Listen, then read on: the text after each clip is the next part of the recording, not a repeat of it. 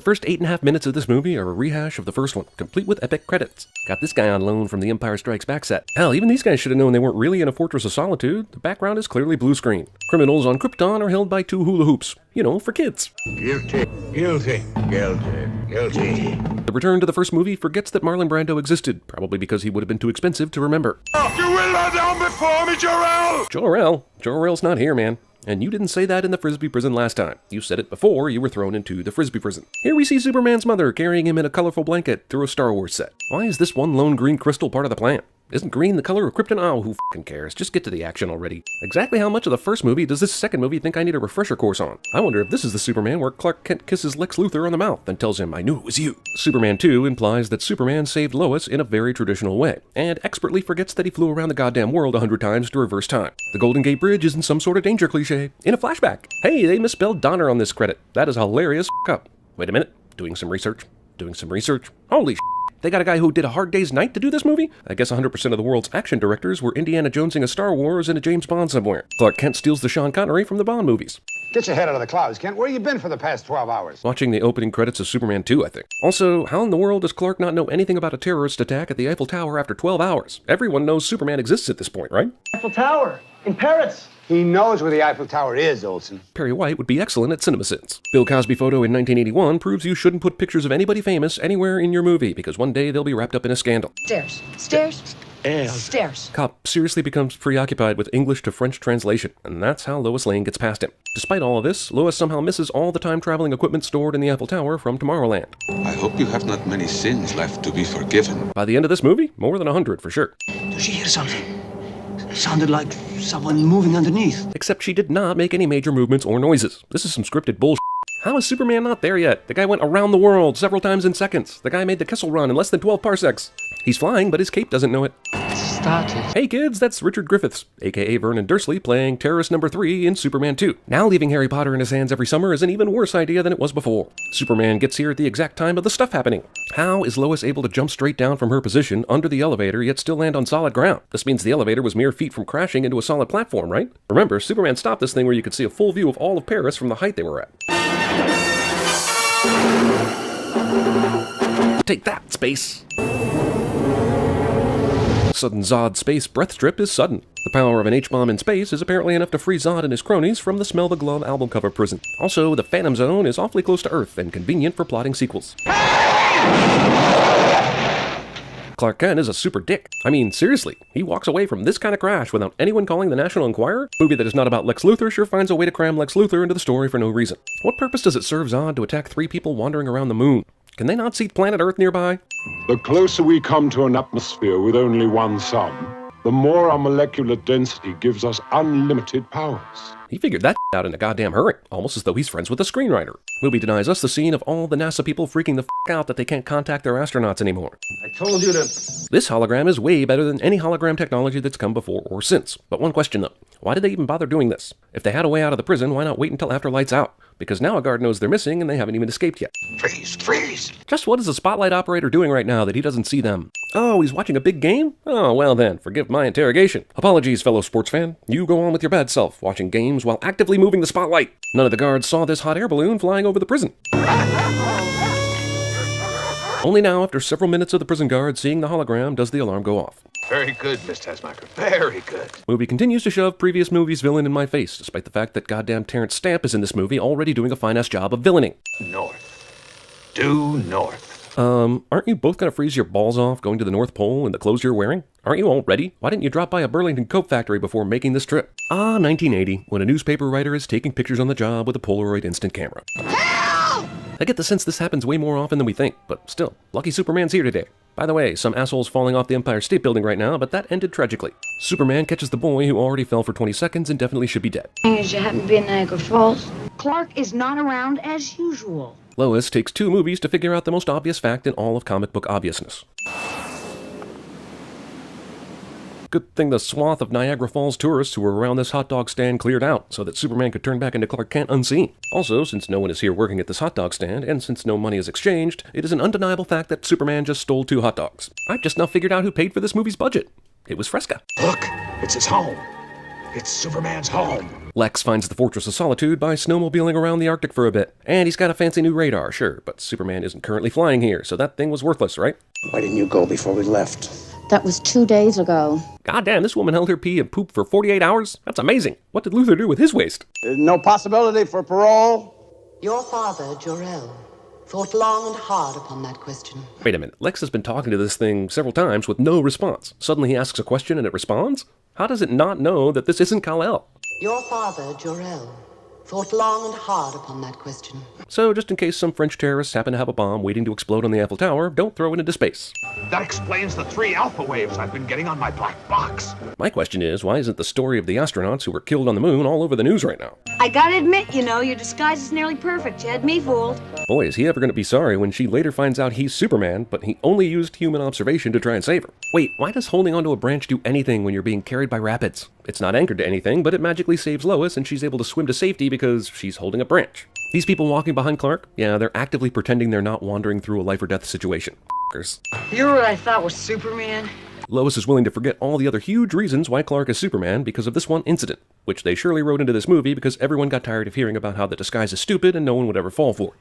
Yes, but will he turn water into wine later? And now, for no reason, here's an overly symbolic rattlesnake. Now back to your regularly scheduled movie. I have powers beyond reason here. Question. I get being faster and stronger because blah blah Krypton, blah blah Earth, and blah blah Sun, but laser eyes? How does that derive from your normal everyday physiology? Haha, this one alien is hilariously bad at Superman powers. Let's all laugh at how dumb and stupid an eye laser inept he is. They went through all this bullshit to prove Clark wasn't Superman, and then in the very next scene they're already pissing all over it because clumsiness. Lava lamp pillars. There he is, the Lovable County Sheriff from a couple of Roger Moore Bonds. The fact that this sheriff is able to coexist in the Bond and Superman universes means there's definitely something wrong with ours. Why are these assholes just standing in the middle of the road? I'm guessing because of hilarious hijinks, but other than that, Junior Cop allows strange criminal chick to massage his badge without offering up even so much as a what do you think you're doing? Can you read my mind? Can you picture the last movie I'm thinking of? Oh, I forgot, Lois. It's cold as out here. I never noticed, so sorry for you dying of hypothermia. Listen, you warm enough? He asks several minutes after flying this chick into the Arctic. You save. This breakfast place has blue and green condiment containers, and smaller junior versions of both. What the f*** is up with that? Why is it every time there's a new alien species or Terminator that comes to a place and time he or she doesn't belong, they always find the redneck bar? It's almost like screenwriters have a secret wish to hurt deserving rednecks. The hero can't do it, so they get the villains to do it, and it's hilarious. Also, they needed to go to Planet Houston because of their misunderstanding of the astronauts' radio message. But why didn't that lead them to East Houston, Idaho? Any rudimentary map is going to say go to Texas, and beyond this point there be dragons. I found this crystal. It's green, which denotes kryptonite, but I'm still able to touch it and stuff, 'cause reasons. So what do you think? You like it? I honestly don't know anything about the Fortress of Solitude. What is its purpose other than to show Superman interactive learning videos? Sadly, this movie has time for the Superman flies to the rainforest to get food that will impress Lois scene.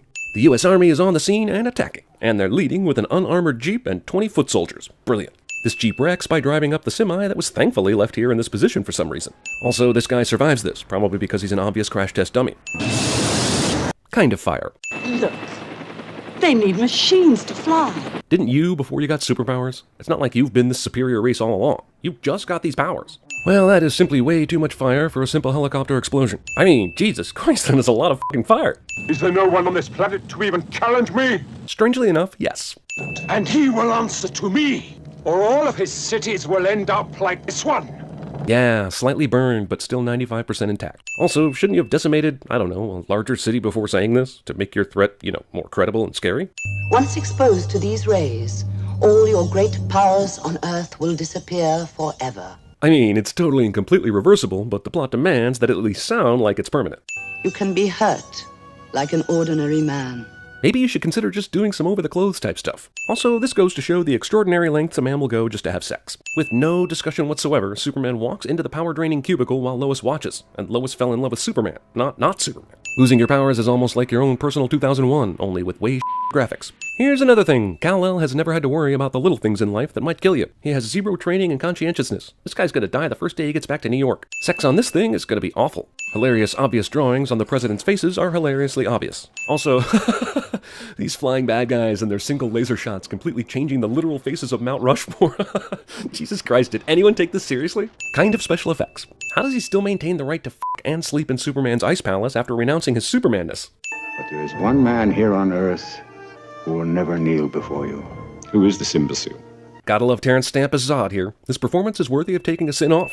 This vehicle is clearly driving on the wrong side of the road, yet the movie will completely gloss over it. Fine. I'm just curious as to how this car ever decided to drive on the wrong side of the road for this shot. There are no oncoming cars, no obstructions whatsoever. Just an American car driving on the British side of the road for an entire shot for no reason. This place serves, in order, hot beef, hot hamburger, as though you might want a cold one, hot turkey, hot liver, ew, and frank onions. What the f*** are frank onions? Honest onions? Blunt ones? Onions with frankfurters? Also, this diner with the baffling menu board has 2 signs letting customers know where their bathrooms are. Excuse me, sir, would you care to step outside? Clark has already forgotten he's not Superman anymore, but who are we kidding? This is basically if 8 Mile started out at the hour and 20-minute mark, because all it does is set up the redemption scene later. During his time as Superman, Clark apparently never picked up any hand-to-hand combat tips. It's funny, every time I remember this movie, it starts right here, where Superman's lost his powers and he gets beat up at a diner. But there was more than 80 minutes of setup to this. A bunch of nonsense involving Niagara Falls and the bad guys landing in Idaho for no real good reason. This should be around the 30-minute mark, but the movie is nearly over.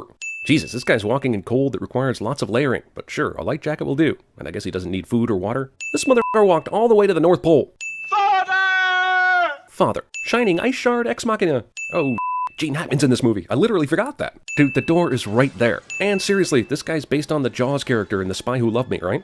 This asshole lifts Perry White's head through a run-of-the-mill drop ceiling tile, and somehow that incapacitates him. As I see a headline reading White House surrenders, I wonder, how do normal everyday activities keep going on like nothing's happened? I think I might like it, but still sit. Well, I see the green crystal of power actually gave Superman his powers back. No explanation needed. By the way, how does Superman know Zod is in the Daily Planet building? This whole movie basically proves Superman has no fucking clue where anything's going on unless he's in the area. But as soon as he gets his powers back, the first place he goes is the Daily Planet. I'm not sure why that exploded, but fun. Also, this movie is going to do not nearly as much damage as Superman and Zod did in Man of Steel, but it's still pretty ridiculous. Why didn't he lead them to a desert or mountains or something? Somewhere the collateral damage would be low.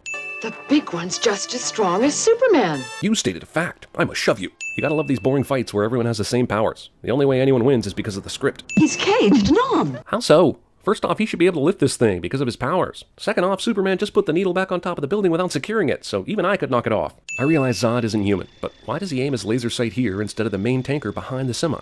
And really, if Zod is this powerful, why hasn't this little tank exploded yet? Wait, shouldn't the lasers at least melt the mirror? This is a little side view mirror that's supposed to contain this kind of heat? Are you fucking kidding me? Billboard now contains hilarious commentary on the scene. Here's a fight between immortals that is so intense the movie didn't have any money to show it. These assholes are such workaholics, they don't give a shit about all the stuff going on outside. Superman! This is the same issue Man of Steel had in the same fight. These immortals have no real way of killing each other, so they keep inventing stupid ways to try and do it that don't matter and have no chance of succeeding. We'll just have to wait until someone gets their neck broken. Kentucky Fried Chicken product placement is way too obvious, but it also continues British directors' obsession with Kentucky. Welcome, Superman, to Flavor Country. I think this movie paid for all its bills in 40 seconds. Never thought this thing would go the distance. If Zod, Ursa, and Non all attacked Superman together, it wouldn't have. I'm finding it extremely hard to believe that the momentum of this bus can't be stopped by Superman almost instantly.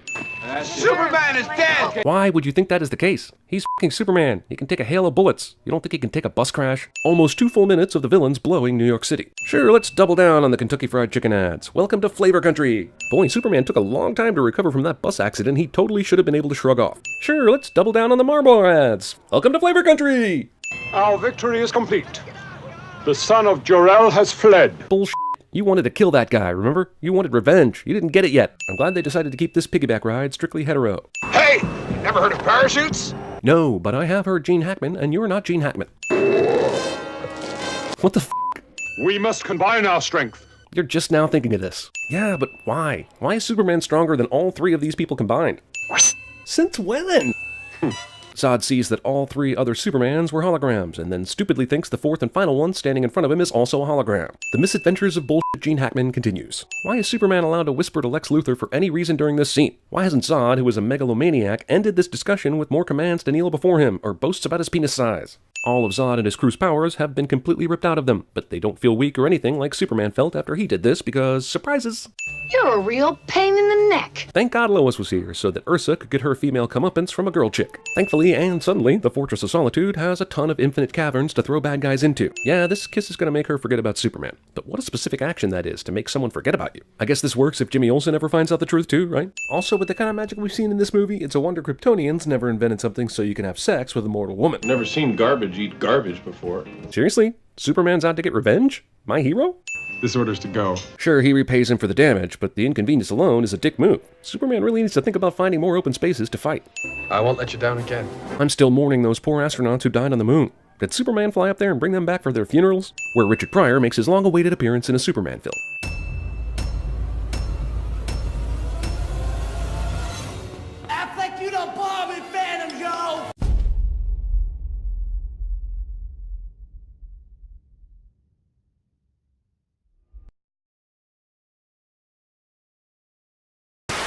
Space, the final frontier.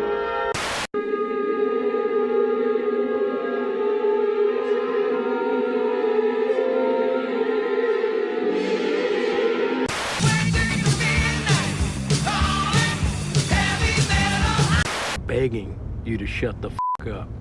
I got an idea. Let's make the car a place of silent reflection.